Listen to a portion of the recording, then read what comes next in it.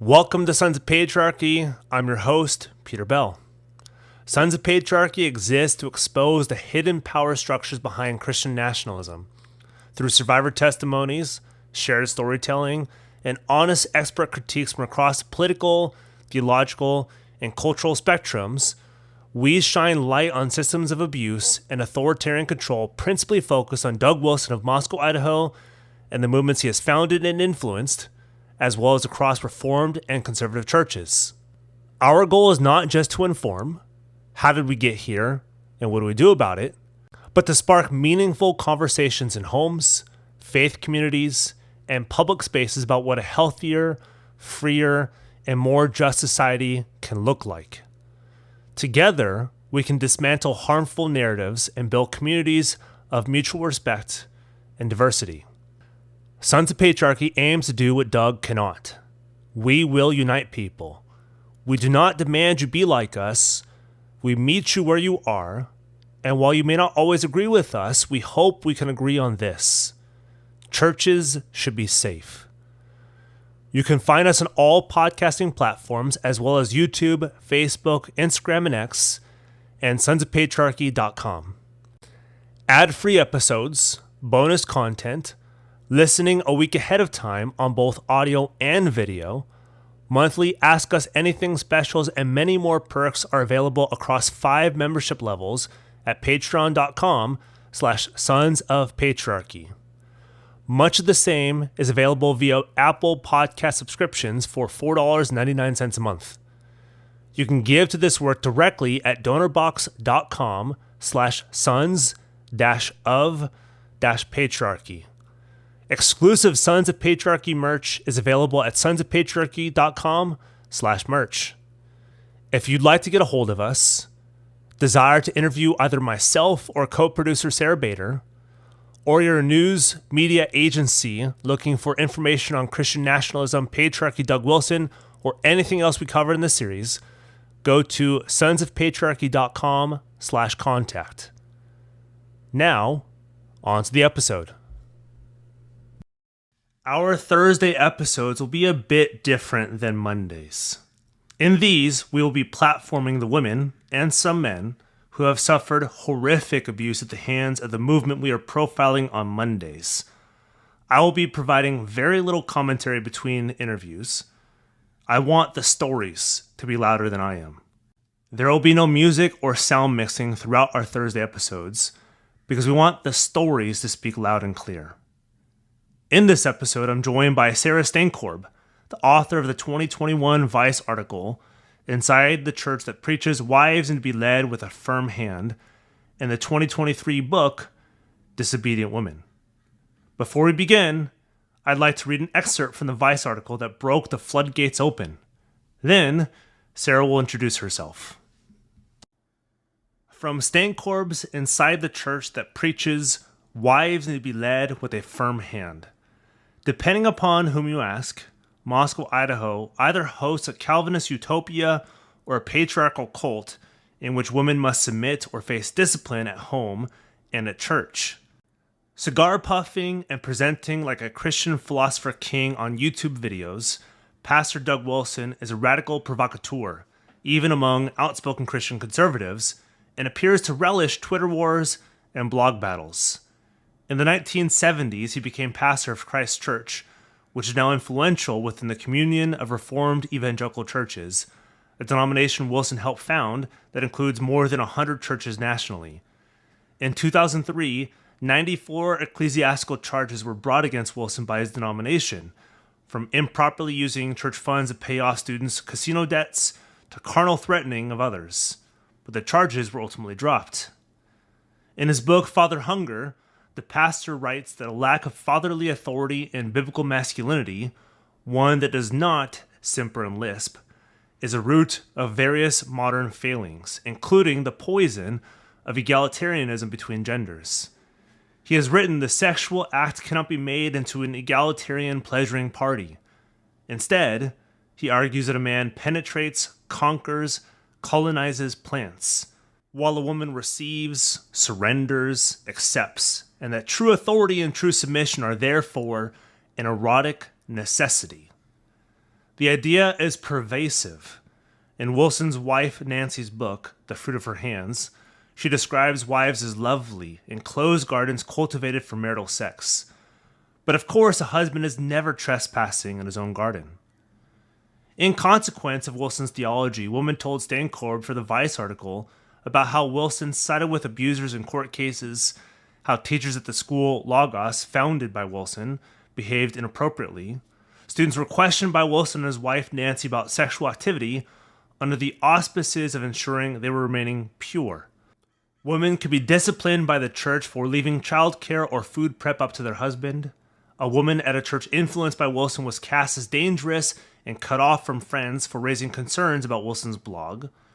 There was failure to report inappropriate sexual behavior, a father watching his daughter shower, to the authorities, and women who understood wives could not tell their husbands no to sex, in one case resisting, and in another dissociating. They lived with sexual assaults. From the article. In Federal Husband, Doug Wilson asserts men must assume full spiritual responsibility for the household, including any wifely negligence to submit in spending habits, television viewing habits, weight, rejection of his leadership, laziness in cleaning the house, lack of responsiveness to sexual advances.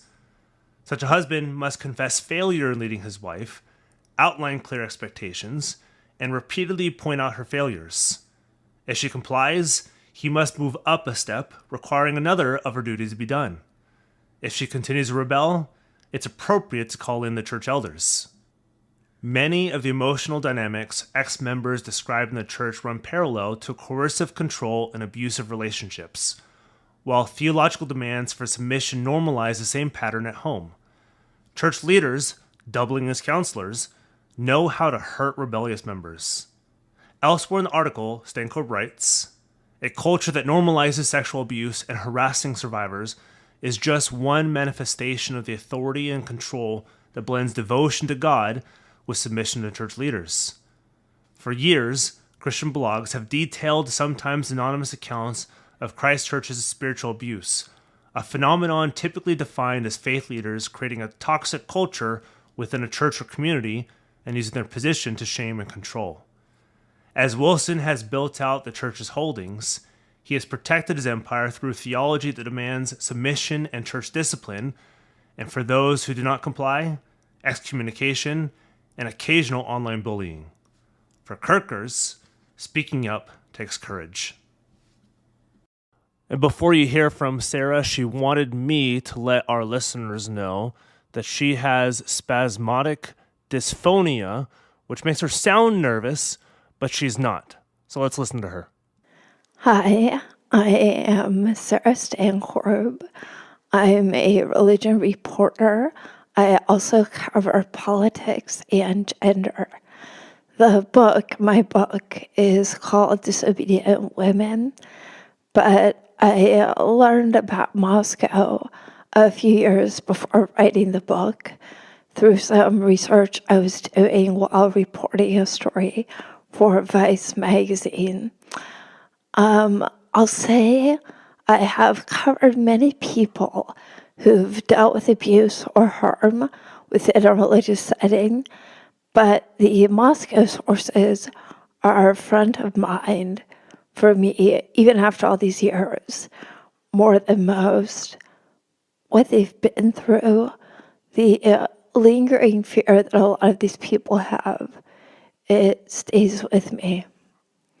Frankly, many of these people find it difficult to trust after what they've experienced. And I think now that they do trust me, they like to give me updates and make sure I've seen what is currently going on. So how does someone like Sarah become interested in Doug Wilson? Let's ask her. Oh, it was purely by accident. I was chasing a completely different story, and at the end of the interview, as one does, I said, "Is there anything else I should know?"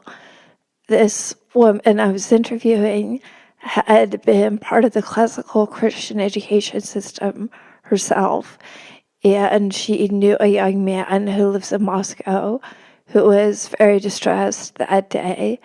And I think the emotional situation he was in had been kicked off by this tiny YouTube podcast that was led by a pastor and for which a woman named Sarah Bader had given a couple of very frank interviews. And once I started looking into Wilson and the claims she was making on this podcast and the various cases, legal cases that the Wilsons have been involved with or weighed in on, that the church had been privy to, and that members of the congregation had been involved with, this story just spooled out in front of me. And I actually put the first story on pause to follow this one, and then spend a lot of time really focused on trying to understand Moscow. Who knows what would have happened had Stankorb not stumbled over the story? Though abuse stories had been circulating since 2015, they hadn't found a wider general audience until Stankorb profiled Christchurch and Doug Wilson. With all the church abuse scandals that have come to light over the past decade or so, why focus on this small community and a seemingly fringe pastor and church? I mean, there's a lot that can be said about church abuse and cover-up and struggles within churches. But one of the pieces that does not get maybe as much introspection is the ability of someone like Wilson to act in a therapeutic role, both within the church and within the school logos. I have had sources tell me that as students, Nancy and Doug Wilson asked questions about their sexual activity, expecting detailed answers, Wilson has defended this, saying it's his responsibilities as an educator. For example, you would not blame a gynecologist for asking questions about your sexuality, as if those roles are equivalent. Wilson is, of course, not a gynecologist. So on one side, you have reports of the Wilsons asking inappropriate and uncomfortable questions, and it is not necessary. And then, of course, there is the example of Emily Dye. I'm not sure if you've interviewed her or not, but her story is one where there were concerns due to a teacher behaving inappropriately with her. He had groomed her, and at the time he was fired, had also been touching her inappropriately. According to Emily, around the time of the teacher's firing, she was asked if she had been kissed by him, and that was it, not whether he had touched her. So in some cases, you have very specific questions, and then in other times, such as this one, where there appeared to be a real concern enough to fire the teacher, there were not detailed questions. Later, on his controversies page on his blog, Wilson would claim that the teacher was fired for calling Emily Princess on Facebook, and he also claimed that both Emily and the teacher had denied that there was any physical involvement between the two. This is, of course, different than the way Emily remembered the conversation. On his controversies page, Wilson also did say that there was, in fact, a cover-up, but a cover-up conducted by the teacher and Emily. That is the victim in this situation. There is also a good deal of debate about the case being reported to the local police. There was no report filed at the time of the teacher's firing. Only years later, after Emily disclosed details of what had happened to her, then a report was made to the local police. But in the time in between, the abuse continued. Emily has written how she starved herself, how she was dealing with anorexia, how she was hoping anyone would ask her if she was okay, to the police. And I think that's the ultimate danger here. You have people who come in vulnerable to someone they trust for guidance, and this person may not recognize their own limits. And frequently, and this is across the board, very often in situations like this, you'll have a pastor with knowledge of some sort of abuse who tries to handle things in-house. And in-house is the most dangerous place. It so often means cover up. It means not going to the police. It means not getting licensed, experienced help for somebody who's been through something truly awful. And that right there, no matter how much spiritual authority you think you can claim, you are shirking an astounding amount of responsibility for people you believe you're supposed to be shepherding. And that is something you should be doing. I'm not speaking as a reporter here. I'm speaking as a human being, that this is something I just cannot understand. There are larger questions we'll ask about abuse in evangelical spaces in general, why these haven't found the light of day up until recently, what's causing this, and more. But what makes this community and this church in particular fertile ground for abuse? That's what I asked Stankorb next. So I think part of it is definitely just the flimsiness of being in a position of authority due to celebrity and influence in that way. The evangelical worldview, and Kristen Gomez-Dumais talks about this, in so many ways it's built up upon evangelical mass media. It's those consumables that teach you what it means to be an evangelical. And I think that's a piece of it, because if you admit to a failing within your church, that could chip away at public perception and not only threaten your authority, but also threaten your ability to sell those evangelical consumables. Another big part of this is purity culture, which dictates norms of sexuality and instills in women that if they show even a little bit of skin, a shoulder, a kneecap, that could be sexually tempting to a man. And that men have this aggressive sexual monster just under the surface, and that it's women's responsibility to help shield them from their bodies. So when men are not able to control that monster, when abuse does occur, so often the blame goes to the woman, and usually the man is forgiven. He was tempted. So even if the man who is responsible for the abuse, and really this is a very gendered world, so for now I'm going to talk in terms of a male abuser with a female victim,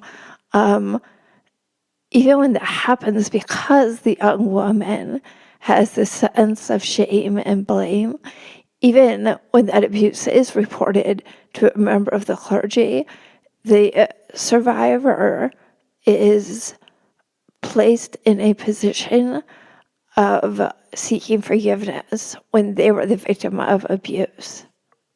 And because clergy can be seen as so close to God in their eyes, they will do whatever they ask. I'll give an example from outside of Moscow, but that I do think is illustrative. One of the women that I profiled in Disobedient Women, Krista Brown, was an example where her youth pastor was her abuser, and he told her this is what God wanted. God allowed men to have concubines in the Bible. It was God's will. And when she questioned, he likened her to be the devil. That was Satan. If you're someone who really, really, really wants to be holy in the eyes of God, you will do what your pastor tells you to in that situation. Likewise, in situations where the pastor is himself not the abuser, but is in a trusted position of nearness to God, when the survivor is told, you need to forgive, you should not gossip about what happened, that would be sinful, then the survivor is very inclined to be obedient to the pastor. So in one case, you have a direct abuse of power resulting in sexual assault. But even when the pastor is the authority figure to whom the case is reported, but is not the culprit, there is still that same desperate level of compliance, because to do what your pastor tells you is to do what is right in the eyes of God. All of this, to me, underscores something that is very relevant in Moscow, and that is gender roles. Women are frequently positioned as helpmeet. They're second in line. Submission to one's husband is taught. And so that idea of submission makes you extremely vulnerable when there is a man in a position where he seeks to be predatory. The other side of shifting from purity culture before marriage is submission once you are in a marriage. And I've seen it a surprising number of times in Moscow. And it's a woman's job to help control the sexual impulses of men once in a marriage. That woman goes from having had to be completely virginal to being completely available. And part of her role as a submissive woman is to engage with her husband in any way he sees fit. He is her head. As Nancy Wilson has written, as a metaphor for marital sex, a woman cultivates a beautiful garden, and a man is never trespassing in his own garden. It's phrasing that smacks of property rights in a disturbing way. And I've talked to an alarming number of women who described sex without consent, rape within their marriages, sex they did not want, but that they submitted to. They were fearful. They were in a relationship where they did not know they could say no, or when they did, it didn't matter anyway. So that is not to say that Douglas Wilson endorses rape. That is not what I'm saying. But that this collection of teachings creates a wraparound system where the responsibility for abuse falls to the victim, whether it's inside marriage or not. And it's extremely dangerous when you have someone in a position of authority, whether it's a pastor or in a marriage or in a family, because respect and trust and belief in the intentions of the man, who's usually the one in this position of authority, can be rather absolute. And the trust and belief in the woman, and really child of any gender, is just not there. That's a question, and I hesitate to use the word ignorance here. I don't mean it that way, but it is a lack of understanding of how trauma works. It takes time to process. When you're living through hell and trying to get to safety, well, for one, the last thing on your mind is talking to a reporter. And especially in many of these cases, there's an effort just to make sure that people living in domestically abusive environments know what they're dealing with is actually abuse. If, for instance, physical discipline is sanctioned by your church, encouraged by your church, you may not understand that as abuse. I've talked to women whose husbands spanked them as a disciplinary measure, and maybe struck them in other ways. That is domestic violence. But they don't know how to qualify it because there's a spiritual cast over it. Or if you're young and your authority figure, your pastor, told you that the physical abuse, the severe spanking that you were enduring was God's will, well, then you don't have the vocabulary to say what it is. So that's what's happening here within this spiritual context. Maybe you're a skeptic. Maybe you're not. But I wager everyone listening has this thought in the back of their mind, even the most seasoned abuse advocates. Why does it take so long for these stories to come to light? You'll hear from Jean later on, but many of the stories we'll profile during this series took years to come to the surface. Inevitably, there's always the question, what's your angle? Why'd you take so long? What are you trying to gain? Are you trying to get famous by taking down a famous pastor? It's okay to ask these questions. We're dealing with a machine of abuse, and we need to confront our preconceived notions, our ignorance, and our fears. Stankorb, though, offers some help. Yes. By challenging that, you risk being pushed out, and then you would be facing the loss of your entire church community and perhaps being labeled a Jezebel or temptress or an unruly child. But beyond that, for people just within regular society, surveys show that a victim of childhood sexual abuse typically comes forward with their story at age 52. That's how long it takes. So for people who speak up 5, 10, 15 years later, they're on the early side of the curve. They are processing faster than a lot of other people. 52 is the average age. And often that's the age when people who become parents have children who reach the age in which they experience that abuse. And it makes them realize, if this happened to my child right now, I would not call what's happening an affair. I would not call the child a temptress. I would understand that this is abuse and help them reframe what happens to them. The book itself does span decades and denominations, and one of the earliest cases in Disobedient Women was within SBC in the 60s, but the area of focus for me is what happened in the last 15 years or so. Once people had access to the internet, even if they were from a high control religious environment or really any restrictive environment, from message boards to blogs to social media, they were able to see that what they experienced was not just isolated. It was something other people had experienced too. And when those people put a name on it, they knew what it was. It galvanized people having this new understanding that it wasn't just them, and it wasn't exactly the will of God, but it was a pattern of behavior that you can see in a variety of churches. And that created a path for other voices to rise up and also leave high control religious environments. Well, the book itself is a broad survey. Within Disobedient Women, 3 chapters are dedicated exclusively to Wilson, Christchurch, Lugos, and Moscow.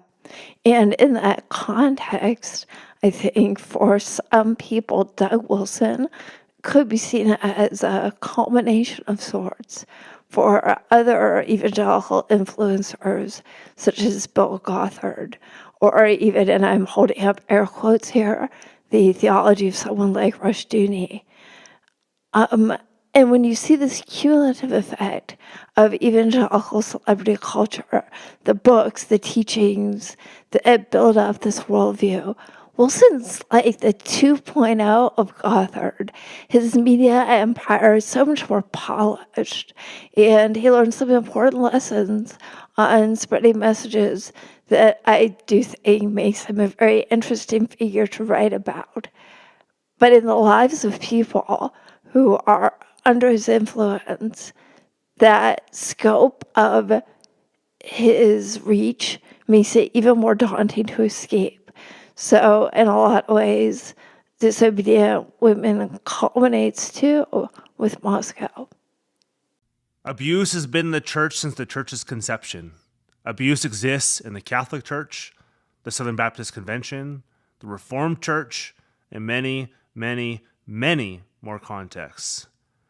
So what makes abuse at Doug Wilson's church and a Doug Wilson influenced church different? Yeah, let me think. It was either at the end of 2020 or early 2021. It derailed me.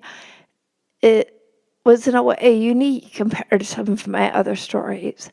Often I've had sources who have already come out publicly online, so they sort of built a bit of comfort talking to reporters.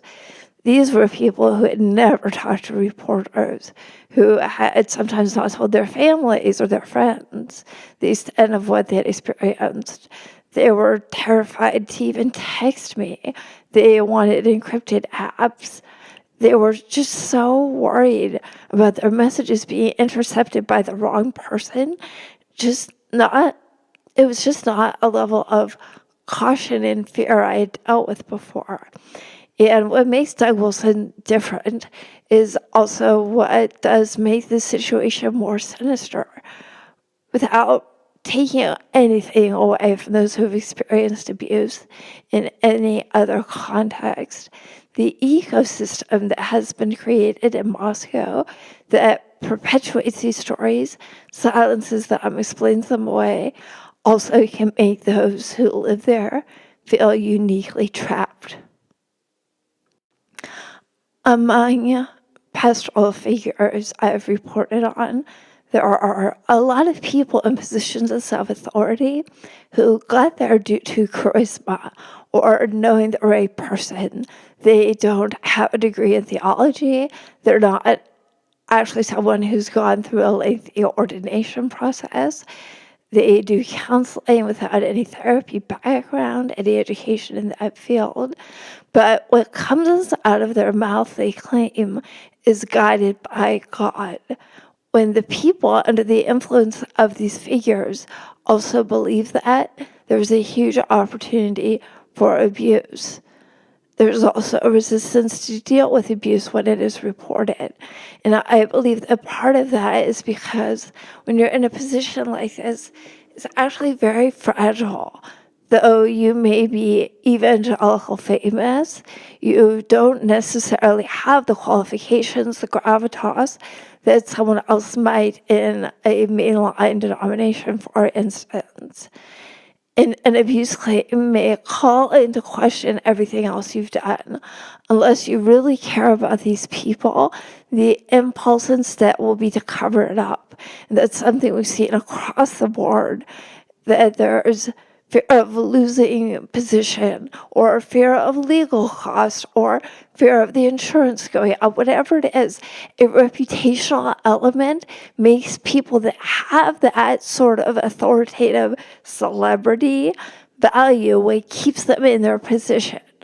They are so fragile in that position, it can be terrifying to those leaders to deal with and report what are actually crimes. And so figures like this build a million excuses. They cast the abuse survivors away. That's a commonality across the board. But again, in Moscow, it's this wraparound culture. It's not just that we go to this church or the pastor has influence all over the world. It's where the kids go to school. It's the homeschool curriculum published by a publishing house built by this man, or my husband listens to Cross Politic, or my husband goes to Fight, Laugh, Feast conferences, everyone I know is in this church. And so all of your social capital is invested there and at risk. If you dare go against the grain, within Moscow, there is also this idea of Christchurch or CREC businesses, and people within the church are happy to spend their money there. So if you do step one toe out of line, you're going to lose your friends, your social network, and likely your business. There is a concern within Moscow that even the real estate property within this community is being strategically bought up by people from within the church. And then when you consider CREC, that this model can keep recapitulating, what we see in Moscow could easily, and in some ways is already happening all across the country.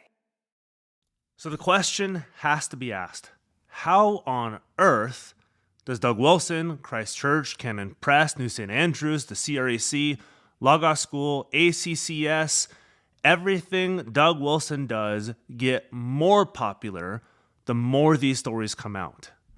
Think about it. When an abuse scandal finds the light of day, it tends to rip the church apart. And while it may take a while, it does something. But in this case, it only seems to make these movements more popular, not less. So I asked Stankorb the question, how and why does he continue to grow? Yeah, I think I would push back a little on that. It's not always the people step down.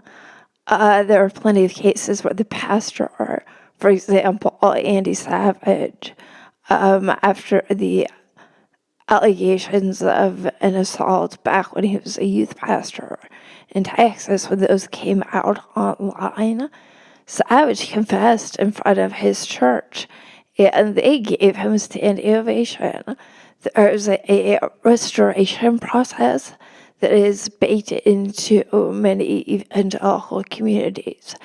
Even Robert Morris, who recently stepped down from Gateway Church after newly resurfaced allegations that in 1982 he had abused a girl when she was 12. When that story first came up at the church, he stepped away for 2 years, and the other pastors, as they say, poured into him to restore him, not into his victim. There is a path forward, and very frequently the focus goes on to the leader, not to the victim or survivor. Now, Wilson is different. We're not dealing with someone who himself is facing allegations of abuse. Instead, this is a situation where a large number of people from within his church ecosystem, school ecosystem, broader church denominational networks talk about abuse that has been normalized with his theology, or they say their abuses were known about by him or other leaders within the church, but mishandled. I will say I don't know many other pastors who have a page on their website dedicated to their many controversies. And I think in his case, he's been able to point to those controversies in an advantageous way. It gives him an opportunity to both wave off personal responsibility, but it speaks to a crowd that enjoys being part of a culture war. It lets him both frame himself as having been persecuted, but also in a confrontational way go back on the attack. This is a pastor who wants to be like a flamethrower in the world. There is this antagonistic machismo that people seem to enjoy. And not to jump too far into politics, but I do see a similar situation with Donald Trump. The more allegations he had floated his way, the more his supporters seem to step in line and kind of feed on it. They feed on the worry and the fear and the moral questions of the other side. And there's almost a militaristic alignment. I have my side, and we're going to stand by our guy. Moreover, having all of these media entities does seem to enslave Wilson in a way, and does allow his worldview to enslave the people who follow him. It creates an echo chamber where once people decide they're in alignment with Wilson, they can, listen to the podcast, watch the videos, read the books, gobble up this world, and feel like he's given them an explanation for how the world works. And as those people endow him with trust, I suspect that whether or not it makes it palatable to look the other way from the cases of abuse that have been reported, at least makes it doable. It makes it seem as if he's being maligned for his politics or his position within a culture war, as if cases of reported mishandling of abuse are some means to an end by secular culture to create a headache for Mr. Wilson, rather than actual cases of abuse that have been mishandled and that victims are crying out for help. And here's where my other reporting is informative. Within the Southern Baptist Convention, for example, we now have decades of documented sexual abuse and mishandling of that abuse. Yet, even with that enormous scale, there are still plenty of true believers who will say, well, it's not that bad. They don't want to believe it. They don't want to believe the people they trust to cover things up or do not behave the way they wish they would. And it's difficult if you are a person following evidence of abuse within any situation like this and seeing people deny, or ignore. But that is, in fact, what many survivors are greeted with. Now, to the article that put these abuse stories on the map and in the wider evangelical conscience. Why would Vice be interested in the story of a small town in Idaho? How does a secular agnostic like Stankorb go from writing a small article to a major book on this movement? Stankorb describes the process of writing the article and then expanding this to her 2023 book, Disobedient Women. So I am a freelance reporter. I go where the stories are, and I've written for plenty of other national publications. I never received a response like I did for that Vice article. People still occasionally email me. People who formerly lived in Moscow, people from other CREC churches, people whose friends left, people who wish they could leave. It's overwhelming. Yeah, and no, I get, response letters, a handful of emails after an article, but not like that. And it did not stop. So there was a wave at the beginning, but I will still get messages occasionally from people who just found the article, or someone who wants me to tell their story, or I've gotten DMs from people asking, do you know anyone you trust in Moscow? My female relative married into a family there, and I cannot tell from her Facebook posts if she's safe. Do you know any way to get a message to someone trustworthy there to see if she's safe? Like, I don't typically get that from other stories. Now, as for writing the book, it helped me understand, in a way, why these stories of abuse surfaced as they have, and why they're so numerous. And certainly part of that is the internet gave people the opportunity to come forward. But also see that within evangelicalism, these positions of authority that certain pastors are in create a lot of impetus to keep these things quiet, keep them hushed up. The stories that women told me from Christchurch were stories of women's submission and dominion within families within a church, and a church that wants dominion over a geographic area. As we moved through 2020 and 2021, and I began reporting more on Christian nationalism, that thirst for dominion became very clear that this isn't only a women's issue. This is a national issue built on the backs of women. And I think women can be sentinels for the danger of a movement like this, because they can show what it's like to live under this sort of expansive control. When you're in a system like this, women are the proof test. If you can operate within a community and tell more than half the people, you must be submissive. Here's why, this is what God wants. They will behave that way, even when they are enduring horrible things. You've shown that this quest to hold dominion over a majority of other people can work. And to me, that's why it's extremely vital that we look at this and see how in a system like this, with what feel like so few ways out, these women who have stepped forward are so courageous. They're breaking through the weight of what they've dealt with within their own lives, but they're also carrying a warning for everyone else. And to me, that's how this grew from just one story.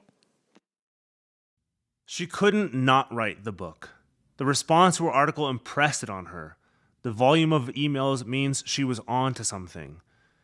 You've followed the story of this series, profiling all the movements associated with Doug Wilson, Christian nationalism, patriarchy, and so much more. And you might have seen their response to other outlets like ours. They like threatening suit. But what was the response to both the article and the book, both from those who harbor abusers and those who've experienced abuse? Honestly, I think if I were perceived as an insider, if I were someone from within the church, it would have been brutal. But I think it's easier to wave off a unchurched journalist, feminist woman. I expected an explosion, and I didn't really get one. But I did gain a number of people on my social media who resonated with the story, who have stories like those that I've been telling. And it breaks my heart every time I see it. There is something I included at the end of the book. There was a woman whose detailed story I ended up not including for custody reasons that she's still dealing with. But during one of our talks, she asked me, "Are you the chosen one?" Because in her church, they're still waiting for a reporter to blow it all up. And I just thought, that's so profoundly dangerous. She so desperately needed someone to believe in. And I just felt like you should not be putting that much trust into anyone after what you've gone through and are still going through. That scares me a little bit. It's this big, huge, hungry trust. And I am the recipient of it and hold it, knowing how that kind of absolute trust has already been betrayed over and over within the church. It's a very painful balance to hold. I do want to respond just a little to what you're saying. what the church should be. I grew up in the church. I was a very faithful kid, and I thought for a little bit there I was supposed to be a minister. Like, I was in it. Then my faith broke, and now I'm this person outside of the church who spends basically every day thinking about how can the church save itself from all of this? How can churches be better? How can leaders be better and fulfill the promise that meant so much to me as a little kid, that means so much to so many people across this country, whether people are no longer able to believe due to what they've seen. It's a very weird kind of lonely position to be in, caring so much about a thing that isn't my home anymore, but that I know is a vital place for a lot of people. With all these stories, articles, and books that have profiled abuse in these circles, what happens to the women who tell their stories? For those who shared their story with us throughout this series, and for you who might be listening who has one of your own, what kind of consequences have you faced? What kind of consequences do you face? What kind of consequences will you face? Maybe you don't have a story of abuse. So put yourself in an abuse survivor's shoes and ask, what's it like? What happens when I speak out? Stankorb answers. Usually they are not believed. And if they are believed, they are treated as if it's their fault. The title Disobedient Women is tongue-in-cheek because so many of these people I've interviewed have been treated as if they're being disobedient or defiant, that they're gossiping by telling the truth. Their quote-unquote gossip is treated with the same severity as sin as what happened to them. Some of my sources have been doxxed. They are harassed online. They have professional consequences due to that harassment. Their lives can be ruined.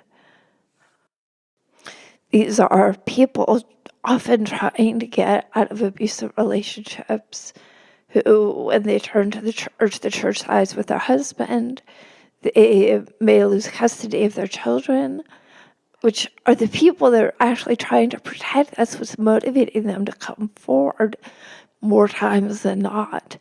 It is desperately terrifying to speak the truth in a system that does not want you to, in a system that tells you it is more holy for you to submit and endure.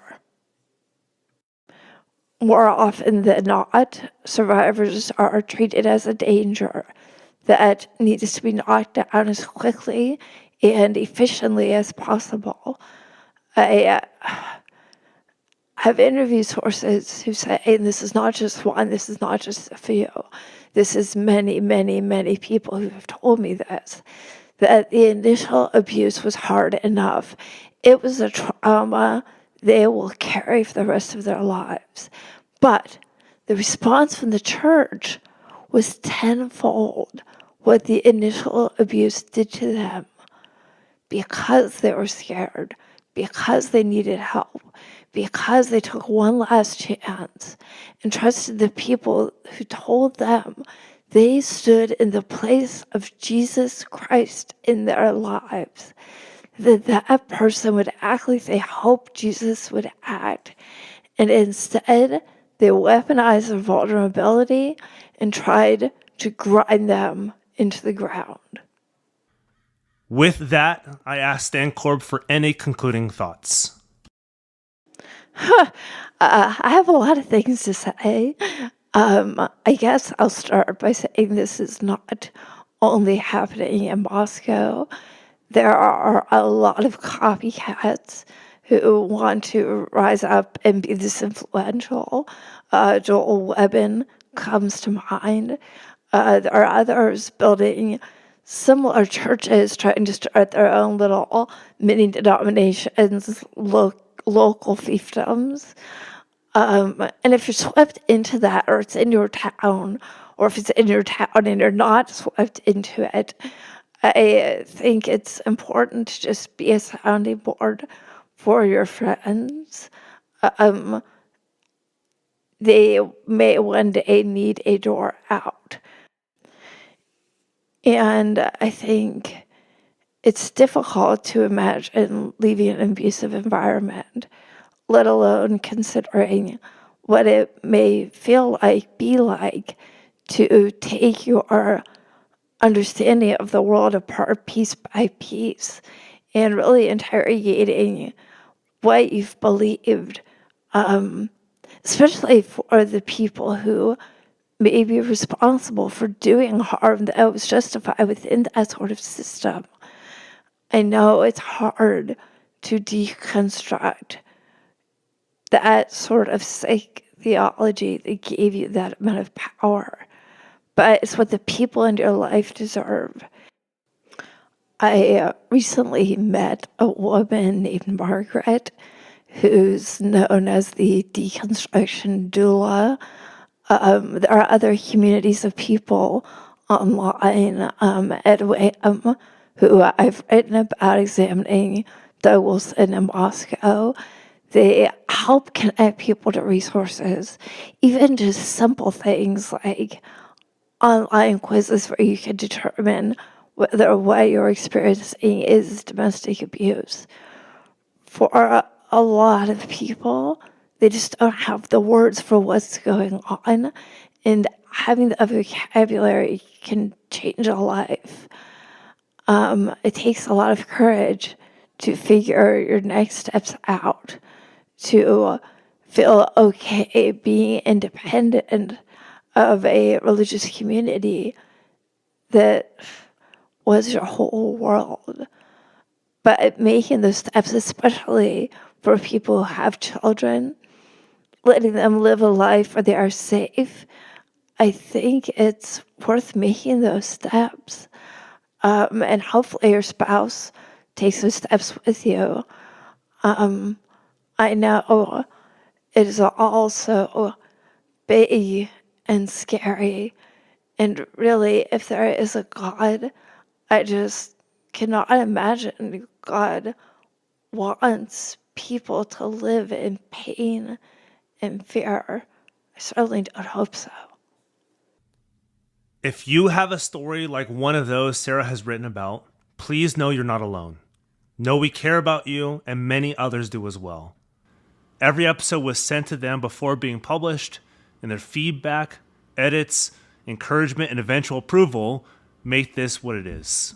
May your voices be heard far and wide. Thank you.